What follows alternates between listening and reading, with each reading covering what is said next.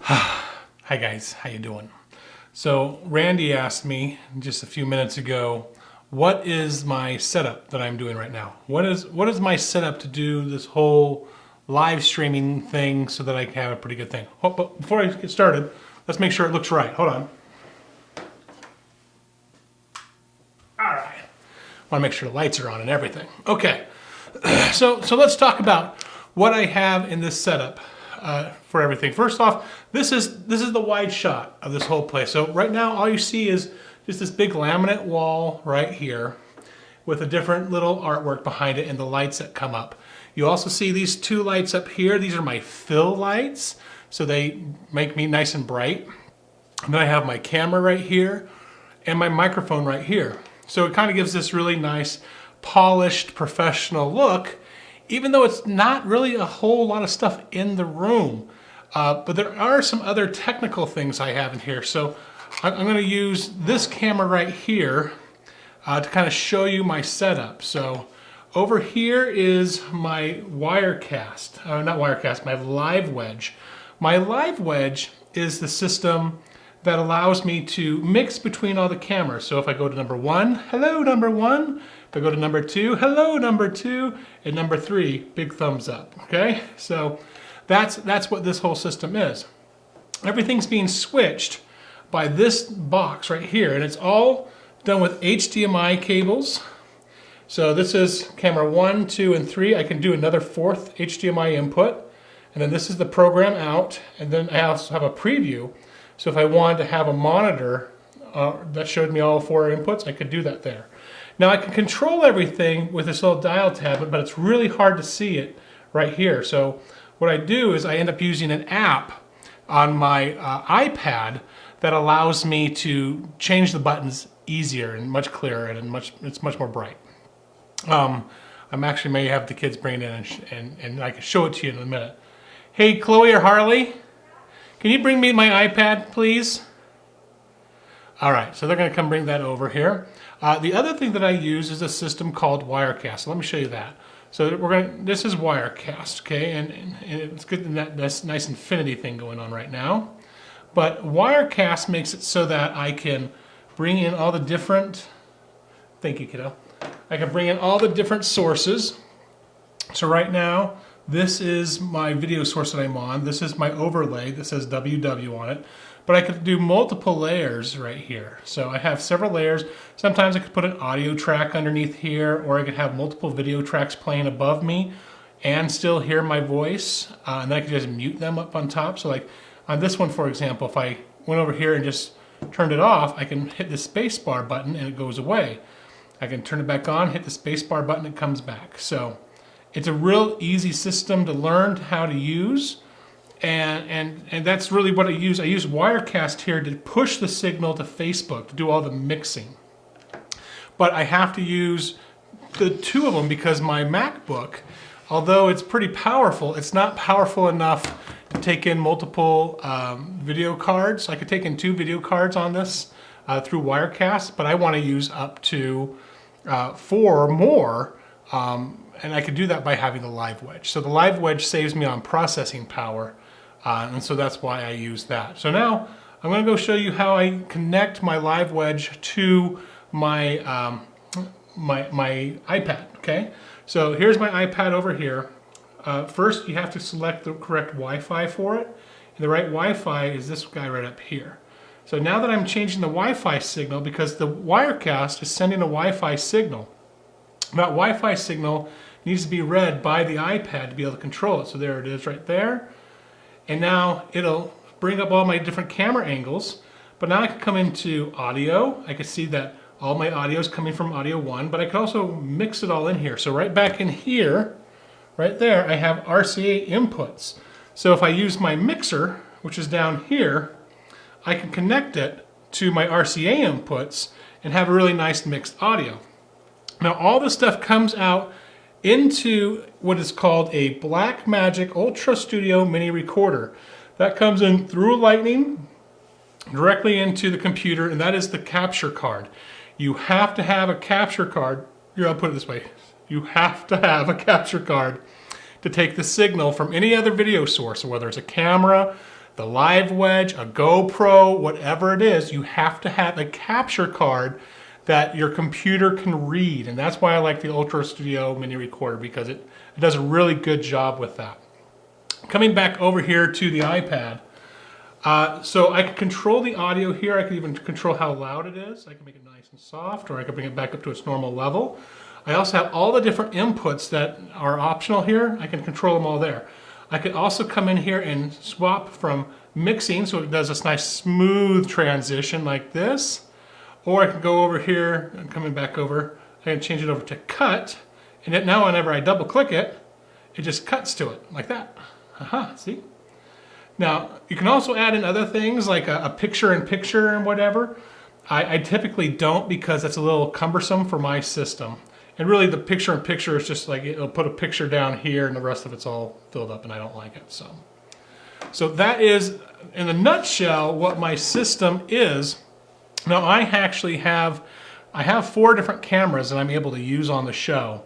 But sometimes I'll swap out a camera so I could put in like an HDMI feed to another computer. And that way I could do a Skype call. And so when I do that, I usually have to take that computer, add the microphone jack into the mixer, and then the mixer goes into the aux, and the aux comes in, and then it all goes through the system. So to make sure you mix the audio correctly, you do need to have an external mixer so that you get a solid audio feed. Whew! It's a lot of stuff, isn't it? Randy, whew! Trent, it's a big setup, isn't it? It's a lot of gear. It's a lot of expensive gear. Just to give you price points now, okay? So when we're taking a look, now this is when I bought it, so I don't know what it is now, but when I bought it, this Livewedge is $999. Your iPad, I have no idea how much it is, several $100s.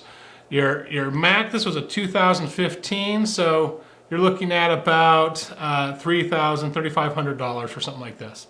The camera that's right in front of me is a Canon XF, I want to say XF 150, something like that. It could just be an XF 50 for all I know. That cost me $2,500. The lights, they cost almost $200 each. Right there, I had them on sale when I got them. Now the cameras here that we're using are these Panasonic's HCV 160s. These ones are actually pretty cheap. I think I got them for like 100, 150 bucks. And I bought I bought 2 of them, and then I got the upgrade, which is the one I'm using to show you this. And it is the Panasonic HCV 180. So it is just the next brand up. And so I like this camera. I like this one. Okay. And as long as you don't hit the record button, you're going to be fine on all the signal. And then, yeah, this is kind of what it looks like in my setup here. And then just get an idea, this is the whole setup here. So the rest of the studio, what you're playing with is, you need to have a background that's not boring looking, okay? So this is actually just laminate, that's all this is. This is all laminate I got from Home Depot. You can get them for like 20 bucks a sheet, and it's just 3 sheets all next to each other. The floor lamps, let's take a look at those. The floor lamps here, those are about $20, $25 a piece. And you can change the lighting, you can change the color of the lights. And I've got 2 of them there. So that looks pretty good. And I control them all from one switch, right there. Yep, that guy. So that really is the whole setup. Now, one of the things I'm going to do in this room is I'm going to change up some of the walls. So all I have to do is turn my camera around, I'll have a different setup. So I'm looking at this boring wall over here, where my window is. It's all boring and white. I can decorate that some other way. Coming around to this side, same thing, boring and white. I can decorate this another way. Just don't go down too far, too low. But then this gives me 2 different looks. I like the idea of having 2 different looks. Don't you like the idea of having options? Options are fun. But that's the setup. Now, the other neat thing is over here. Whenever I'm planning on mixing the show and I'm not going to be on camera, I have my 2 monitors over there that are set up, and I clean off my desk. Yep, that is a roll of toilet paper right there, just in case of the apocalypse. But I have my 2 monitors over there so I can mix an entire show and not be on set. And it makes it really easy for if somebody's going to come in here and want to do their own show. So that's kind of one of the things I'm excited about. Well, so that's my setup. Do you guys have any questions on a setup like this? I estimate when it's all done and said, all the gear, all the cables. Oh yeah, let me show you that. That's kind of crazy. This isn't even all the cables. This is just some of the cables. I've got 2 50-footers, 100-footer of HDMI, about another 40 or 50 extra shorter HDMI cables, power cables. It's a big lot. It's a lot of cables, lots and lots of cables, and couplers. So HDMI couplers. I have a lot of times we'll have a mini HDMI or a micro HDMI that has to go through, and you're going to have to do some more stuff. You need some sound treatment. You have too much reverb, sound bouncing off the wall, ceiling, and floor. Yes, I do. I need some sound treatment in here. This room is still a work in progress, and eventually I will put some sound dampening up here on the ceiling. Here, I'll just go to this one. I'll put it up here on the ceiling. I probably won't put it on these two sides because that's going to be a set, but I probably will then put it up on that part of the wall so that nothing's really bouncing back. It all gets absorbed. But I'm not quite at that spot yet. So right now it's still into figuring out the technical side on what works, and then I start fine-tuning it with like the acoustics in here and start cleaning out the audio. Have to have been hard to set it all up. It wasn't so much hard as it was expensive to set up. It's a lot like if you can figure out how to connect a home entertainment system, you can pretty much understand how to set up all this stuff. Remember, everything needs to be powered and everything needs to have a video signal coming to it. Oh, which brings me to the cool point. You missed the very first of me? You didn't really miss it that much. Livewedge is the interface, correct? No. So Livewedge is where we connect all of our video sources.